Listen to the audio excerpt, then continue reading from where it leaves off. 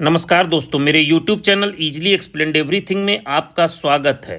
आज हम बात करेंगे ट्रांसफार्मर के वर्किंग प्रिंसिपल की और देखेंगे कि एक सिंपल इंडक्टर को कैसे हम पावर ट्रांसफार्मर में कन्वर्ट कर सकते हैं। स्क्रीन पर इस समय आपको एक इंडक्टर कॉइल दिखाई दे रहा होगा। अगर हम इस इंडक्टर कॉइल को डीसी सप्लाई से कनेक्ट कर दें, जैसा कि स्क्रीन पर दिखाई दे रहा है, जैसे ही इसे डीसी सप्लाई से कनेक्ट करेंगे इसके द्वारा एक मैग्नेटिक फ्लक्स जनरेट होगा, जिसका एक नॉर्थ पोल होगा और एक साउथ पोल होगा। अब अगर हम इस कॉइल के बीच में एक आयरन का पीस डाल दें तो ये इलेक्ट्रोमैग्नेट बन जाएगा। अब अगर एक कोई दूसरी कॉइल को इस मैग्नेटिक फील्ड के पास लाएं तो ये मैग्नेटिक फील्ड इस कॉइल के थ्रू भी होकर जाएगी और इस कॉइल के कंडक्टर्स को काटेगी। परंतु अभी इसमें कोई भी म्यूचुअल इंडक्शन नहीं होगा, क्योंकि फैराडे के इलेक्ट्रोमैग्नेटिक इंडक्शन के लॉ के अनुसार दोनों के बीच एक रिलेटिव मोशन होना चाहिए। तो उसके लिए क्या करना होगा कि हमें इस डीसी सप्लाई को हटा करके यहाँ पर एक एसी सप्लाई कनेक्ट कर देंगे, तो कभी हमारा मैग्नेटिक फील्ड क्लॉकवाइज रोटेट होगा और कभी anti clockwise.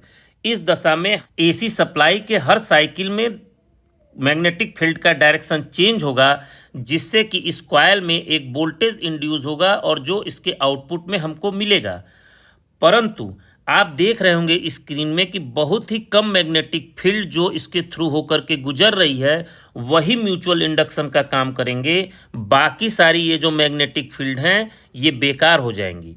In magnetic field को यूज करने के लिए हम क्या करेंगे कि इस कॉइल को सबसे पहले हटाएंगे और एक आयरन की कोर इससे कनेक्ट कर देंगे।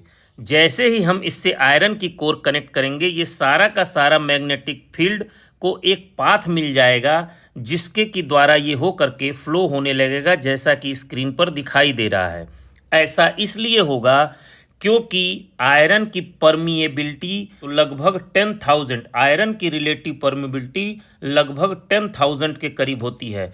और जनरली ट्रांसफार्मर बनाने के लिए हम सिलिकॉन स्टील का प्रयोग करते हैं, जिसकी की रिलेटिव परमिएबिलिटी बहुत हाई होती है और सारा का सारा मैग्नेटिक फील्ड अब इस कोर के थ्रू होकर के पास होने लगता है। अब जो पहले कॉइल हमने इसके समीप रखी थी, अगर हम इस बाइंडिंग के दूसरे सिरे पर लगा देंगे तो ये सारी की सारी मैग्नेटिक फील्ड अब इस कॉइल के थ्रू होकर के गुजरेगी। परंतु वही फैराडे के लॉ ऑफ इंडक्शन के अनुसार इसमें तब तक म्यूचुअल इंडक्शन नहीं होगा जब तक कि चेंजिंग मैग्नेटिक फील्ड इसके थ्रू होकर के नहीं पास होगी। तो उसके लिए क्या करना होगा कि हमें इस डीसी सप्लाई को हटा करके यहाँ जैसे ही एसी सप्लाई कनेक्ट करेंगे तो कभी मैग्नेटिक फील्ड क्लॉकवाइज रोटेट होगी और कभी magnetic field anti clockwise rotate होगी, जिससे कि दोनों के बीच एक रिलेटिव मोशन होगा और सेकेंडरी कॉइल में एक म्यूचुअल इंडक्शन होगा, जिससे कि हमें आउटपुट में एक वोल्टेज मिलने लगेगा। यही कारण है कि ट्रांसफार्मर हमेशा एसी के केस में काम करता है और डीसी के केस में नहीं करता है, क्योंकि ट्रांसफार्मर में म्यूचुअल इंडक्शन के लिए वायरिंग इलेक्ट्रिक फील्ड की आवश्यकता होती है। अभी स्क्रीन पर आपको जो कॉइल और कोर का अरेंजमेंट दिखाई दे रहा है, इस तरह के अरेंजमेंट को हम कहते हैं कोर टाइप अरेंजमेंट। एक दूसरा अरेंजमेंट भी होता है जिसमें प्राइमरी और सेकेंडरी वाइंडिंग एक के ऊपर एक रखी जाती हैं। इस तरह के अरेंजमेंट को सेल टाइप अरेंजमेंट कहते हैं। ट्रांसफार्मर का जो कोर होता है वो कोर को सॉलिड न बनाकर पतले पतले स्लाइस में काट देते हैं, जैसा कि स्क्रीन पर आपको दिखाई दे रहा है। ये जो स्लाइस फॉर्म में काटते हैं इनको इंडिपेंडेंटली आइसोलेट करके एक दूसरे के ऊपर चिपका दिया जाता है। ऐसा मात्र इसलिए किया जाता है क्योंकि अगर ट्रांसफार्मर की कोर सॉलिड होगी तो उसके ट्रांसफार्मर की कोर में भी एक करंट फ्लो होने लगेगा, जिससे वो हीट होगा और एक ईडी करंट लॉस या आयरन लॉस इंक्रीज होने लगेगा। ईडी करंट लॉस या आयरन लॉस को रिड्यूस करने के लिए ट्रांसफार्मर के कोर को इस तरह स्लाइस के फॉर्म में बनाया जाता है।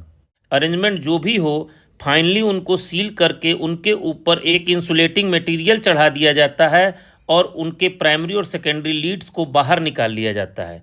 स्क्रीन पर इस समय जो ट्रांसफार्मर दिख रहा है वो 3 फेज ट्रांसफार्मर है, इसलिए दोनों ही तरफ 3-3 वायर निकले हुए हैं।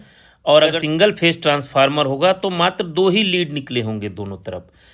जनरली ट्रांसफार्मर का जो अरेंजमेंट होता है वो यही होता है और ट्रांसफार्मर यही हो गया।